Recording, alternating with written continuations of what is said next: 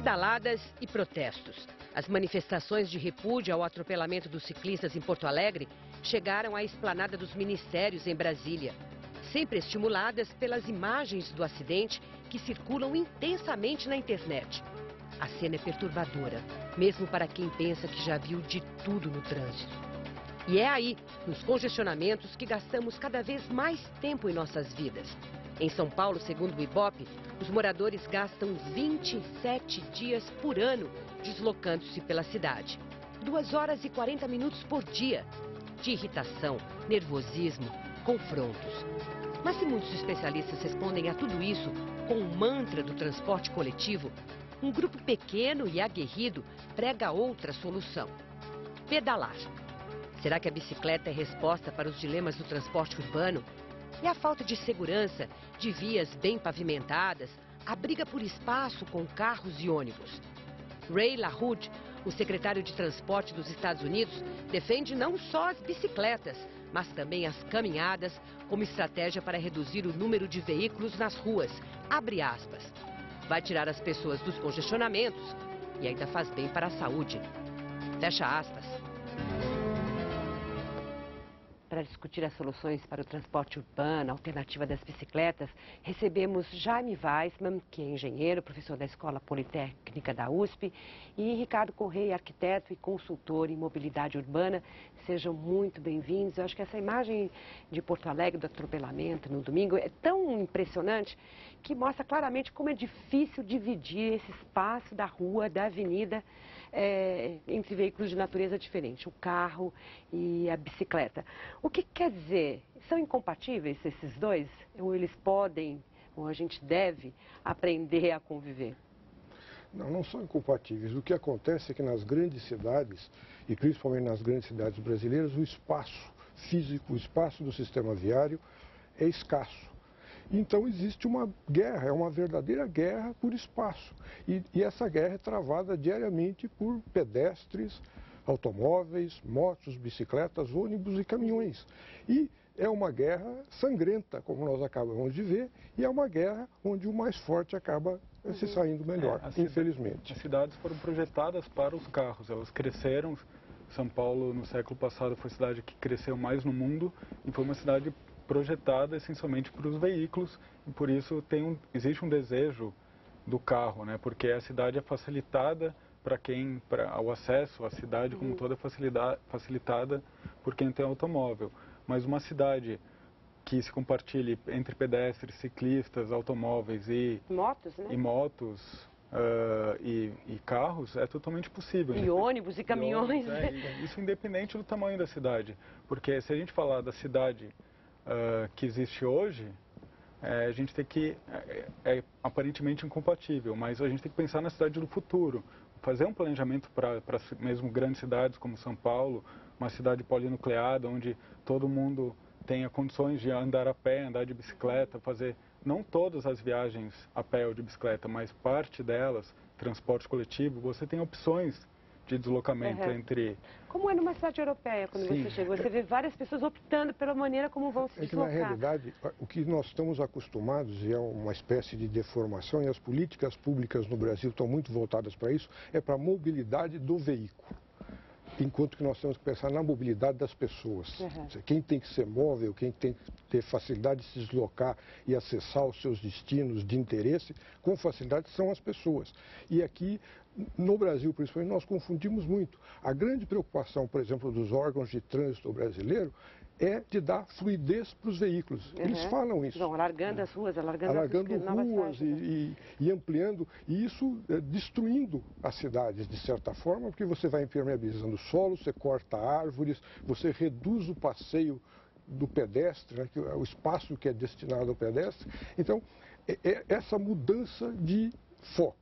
Quem tem que ser móvel são as pessoas. A cidade tem que ser para as pessoas, mas e não para os veículos. Mas a gente tem que convencer bastante as pessoas, porque o que é curioso é que a gente pode falar daqui a pouquinho sobre os números estarrecedores de São Paulo, com que diz respeito a carros e vias viárias, em rodovias, no transporte viário. Mas Porto Alegre é uma cidade pequena, uma cidade menor, uma cidade onde aparentemente é mais fácil de pacificar essa relação. Então, por que acontece isso? Qual é a fúria que acomete um motorista de carro de achar que ele é o dono da rua, que aqueles que estão ali de bicicleta, seja para um passeio, para um protesto, para uma manifestação, para demonstrar que é possível, são os intrusos naquilo. O que tem na cabeça do brasileiro que faz com que ele seja, sei lá, o proprietário, né? É uma questão social, né? A mobilidade urbana está ligada diretamente à questão social. E pelo histórico do país, da desigualdade entre classes, quem tem o carro tem mais condição social e isso é uma forma de se impor, né? A própria pessoa, quando ascende socialmente, a primeira coisa que ela faz é adquirir um carro porque ela adquire status com isso.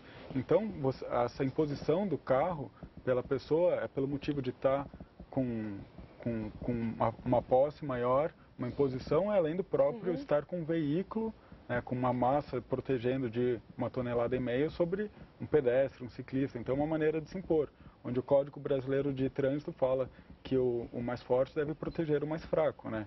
Mas, de fato, isso não acontece. Sem falar nas brigas entre motoristas também, porque um fechou, porque o outro foi mais rápido, deu uma raspadinha, deu uma encostada. As pessoas acabam usando o automóvel como uma arma, né? Tanto de ataque quanto de defesa. Você já falou em guerra, em arma, né? Em ataque. E essas coisas que a gente vê diariamente. O atropelamento pode chamar de um atentado, né? Aí foi um atentado, você vê que as pessoas meio que se degladiam. E eu diria que aqui em São Paulo, em termos de Brasil, nós temos um grau de estresse no trânsito elevadíssimo, que eu diria que em Porto Alegre é muito menos, né? As condições de circulação em Porto Alegre são muito melhores. Os técnicos, nós técnicos costumamos dizer que Porto Alegre é a cidade dos 10 minutos, ou pelo menos era até pouco tempo atrás. Sempre que você pergunta para alguém, quanto tempo eu demoro para ir a tal lugar? 10 minutos. Quanto tempo eu demoro para ir a outro lugar? 10 minutos. Razoável, que é muito razoável, muito decente. Então as condições de circulação em Porto Alegre são extraordinariamente melhores que em São Paulo ou no Rio de Janeiro. O que aconteceu lá foi uma fatalidade, né? Dado que o grau de estresse lá é muito menor. Isso seria muito mais provável de acontecer em São Paulo, mas... Né? Eu digo que as grandes cidades brasileiras, como Belo Horizonte, Goiânia, Porto Alegre, estão se são paulificando no seu trânsito, né? Não existe nenhuma cidade grande, que num porte com mais de 1 milhão, 1,5 milhão de habitantes, que tem um planejamento urbano e de transportes em consonância com isso, que seja uma alternativa para um planejamento, dando opções para uma grande cidade. Pelo contrário, você vê, por exemplo, Boa Vista, né? O Rio Branco, eles estão pensando em alargar ruas, fazer viadutos e até implantar rodízio. Quer dizer, é toda uma mentalidade voltada para a circulação do automóvel, do veículo. Agora, voltando para São Paulo. São Paulo, hoje, os jornais anunciaram que a gente vai chegar a uma frota de 7 milhões de carros e fizeram aquela comparação que a gente não consegue nem visualizar, mas que se todos postos em fila, teríamos 26 mil quilômetros de carros, o que dá umas 4 vezes aqui a costa brasileira, né, para a gente comparar, só de carros na cidade de São Paulo. E uma cidade que tem 17 mil quilômetros de ruas e avenidas. Portanto, está sobrando carro, tem mais carro do que rua. Como é que a gente faz para abrir espaço para outros veículos, ou seja, para moto e para bicicleta? O crescimento econômico, ele não o volume de carro ele é diretamente ligado ao crescimento econômico, mas a circulação desses carros não. Na Dinamarca, que é um país que é tratado como exemplo de ciclismo, né, um país que tem cidades cicláveis, existe um incentivo para a compra de carro com aumento do PVA, os carros são novos, mas existe um desincentivo com planejamento urbano, onde não tem estacionamento em áreas centrais. Você compra o carro, mas não usa. E o senhor usa final de semana, com a família, quase 100% das famílias têm carro. Mas o uso da bicicleta já passa 50% para a atividade normal, para a atividade cotidiana. Isso vai adensando as cidades, porque as pessoas, como elas passam a não usar o carro, elas passam a morar mais perto do emprego para poder ir de transporte coletivo de bicicleta ou mesmo a pé. Então a cidade vai se reorganizando com o tempo. tendo outras opções. A questão é, essas opções têm que ser planejadas e desenhadas. Aqui em São Paulo nada disso foi feito, por exemplo, também não foi feito em Belo Horizonte, também não foi feito no Rio de Janeiro. E foi feito em Brasília e não funcionou. E Brasília também poderia usar, semáforo, não tem congestionamento. E é uma cidade plana e de boas vias, onde poderia perfeitamente ser compatível o uso da bicicleta. Mas numa cidade como São Paulo, onde a relação do motorista com as motocicletas e vice-versa já é tensa, já é agressiva, já é violenta, de parte a parte. Por dia, né? Uma morte por dia, quer dizer, constantemente alguém leva um soco do motoqueiro, porque o motoqueiro está irritado, porque está um pouquinho mais para cá, quando deveria estar mais para o centro e tal. Essa equação, esse relacionamento não foi resolvido. Como abrir também o espaço para a bicicleta? O que a gente deveria fazer? A ciclovia, a faixa segregada, a educação do motorista? Exatamente. Antes da infraestrutura, deve existir um plano de educação. Em países europeus que a gente tem citado, a educação no trânsito começa com 8 anos, com aula de cidadania. Nessa aula de cidadania aprende a como usar o transporte coletivo, como seguir a sinalização de trânsito de bicicleta. E com 12 anos a pessoa ganha um diploma que passa a poder circular pela cidade sem os pais, desacompanhada. Então existe um preparo da população que quando ela for ter a idade de tirar a carteira de motorista, ela já sabe como se portar e ela vai continuar sendo um usuário de bicicleta ou de transporte coletivo. Ou seja, quando você passa do portão da sua casa, chega na calçada, o espaço já é um espaço público. E é compartilhado e tem regra. Isso é educação. Agora, saiam da frente que eu estou passando. O que você tem aqui é o seguinte, que nós estamos vivendo no Brasil um momento extremamente positivo na economia e é a primeira vez que grande massa da população tem acesso ao automóvel. E isso, como o Ricardo falou, representa também uma questão de ascensão social.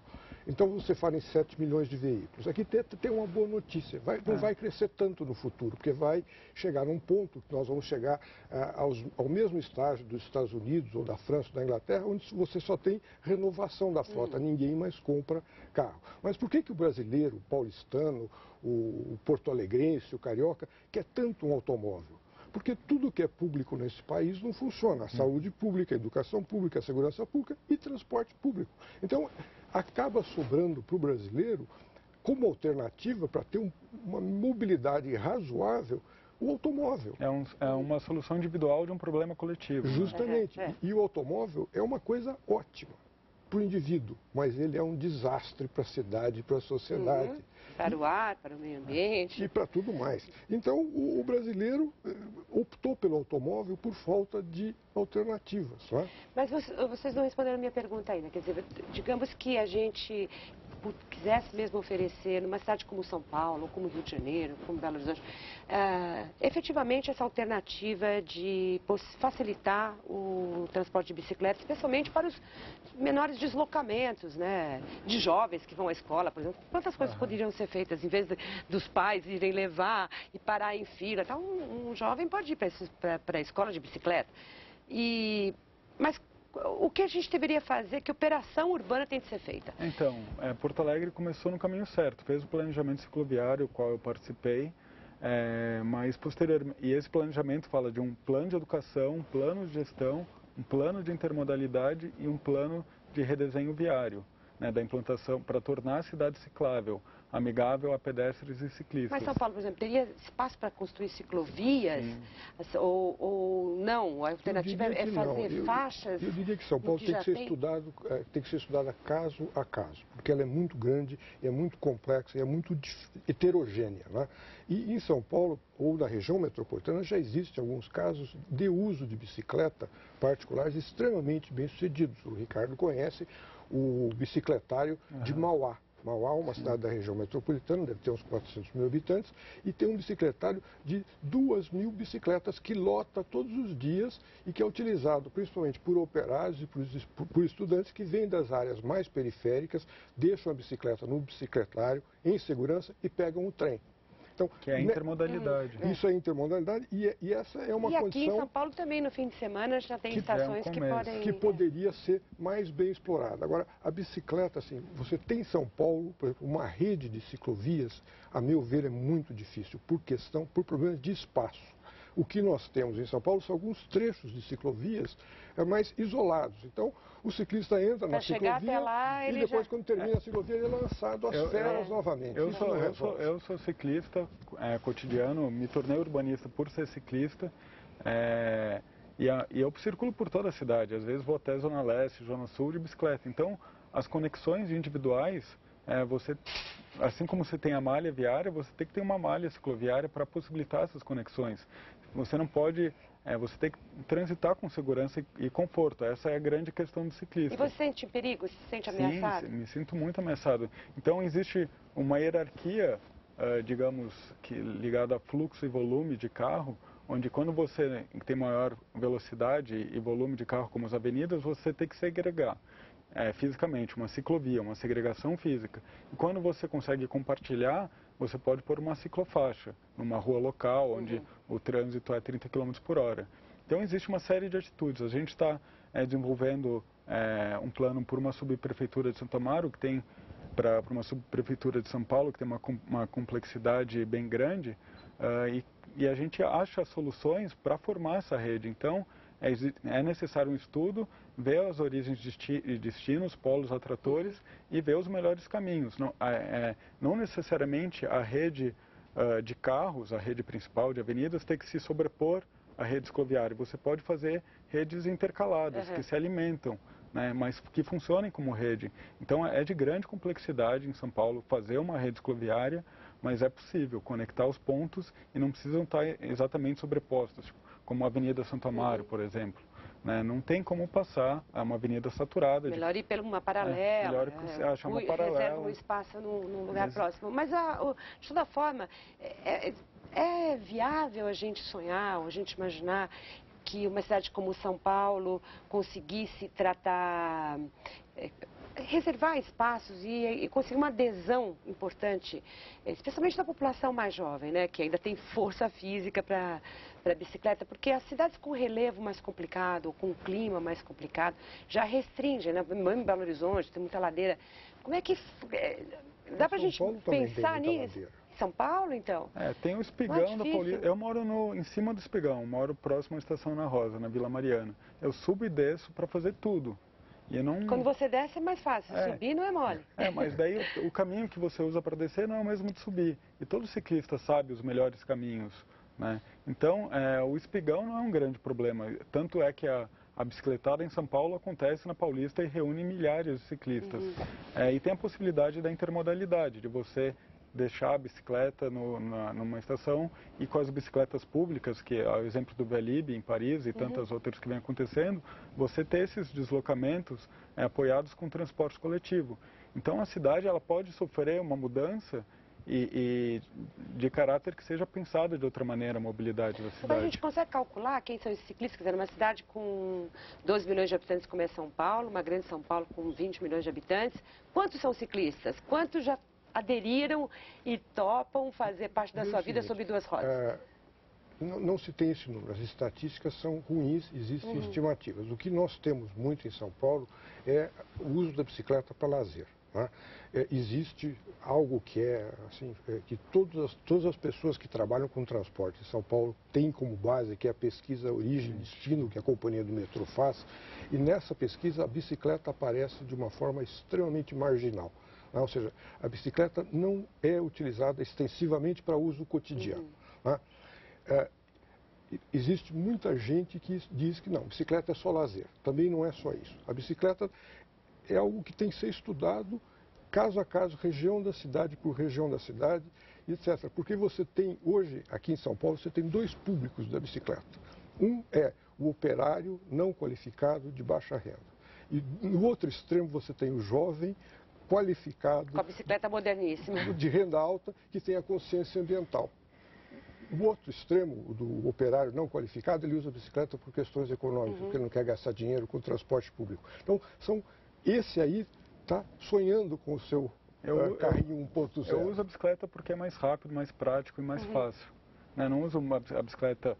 É uma questão econômica, é uma questão social, uma questão de saúde, uma questão de impacto ambiental, mas isso tudo na verdade, eu uso, eu sei dessas consequências, mas eu uso porque é mais prático. Discutimos hoje aqui no Entre Aspas o espaço que a bicicleta merece na cidade grande de hoje, como ela também pode ser solução para melhorar a mobilidade das pessoas. Mas a relação é bastante problemática, por isso que eu destaquei nesse último bloco a importância do conhecimento da preferência. Preferência já é problema até entre carros, não é? Em cruzamento, constantemente, as pessoas acham que tem a preferência porque, enfim, decidiram que é assim e não porque respeitam a regra. Qual é a relação da preferência entre carros, motos e bicicletas, para que fique bem claro? Então, deve existir uma hierarquia. E todas as pessoas conhecem, provavelmente, essa hierarquia, só que não a praticam ou fingem que esqueceram. Que é, primeiro o pedestre, segundo o ciclista, terceiro o motociclista, quarto automóvel, quinto ônibus, sexto e último caminhão. Então, a preferência vai do mais fraco, do mais vulnerável para o mais forte. E essa preferência foi esquecida muito pelo desenho da via. A via possibilita que o carro ande em alta velocidade, mesmo em vias locais, onde deveria ser desenhado um sistema viário onde o carro devesse circular a 15 km por hora, uma zona residencial, com calçadas largas, com ciclovias. E não, toda a via impele o motorista a circular mais 70 km por hora, porque ele sente que aquela via permite isso. Então, não, ele está plenamente convencido de que ele é, digamos, o que tem mais vantagens ali, porque todo município é feito para ele, para o motorista de carro. Portanto, quando uma moto ou uma bicicleta toma um caminho desse motorista, ele se irrita, não é? E ele tende a reagir de uma maneira agressivamente. Porque quando ele vem na avenida onde deveria ter grande velocidade, ele não consegue ter grande velocidade. Quando ele entra numa rua local que ele relaxa e pode pegar velocidade, é onde ele não deveria entrar na grande velocidade. Então existe um conflito de desenho viário, né, e de uso, onde deveria existir toda uma sinalização, um acalmamento de trânsito. E isso reflete no planejamento urbano, não é só o planejamento viário, onde a gente tem uma cidade que pode se espalhando indefinidamente e cada vez mais você vai morar mais perto do campo. Para poder morar perto do campo, você precisa de um carro. Então você vem de longe,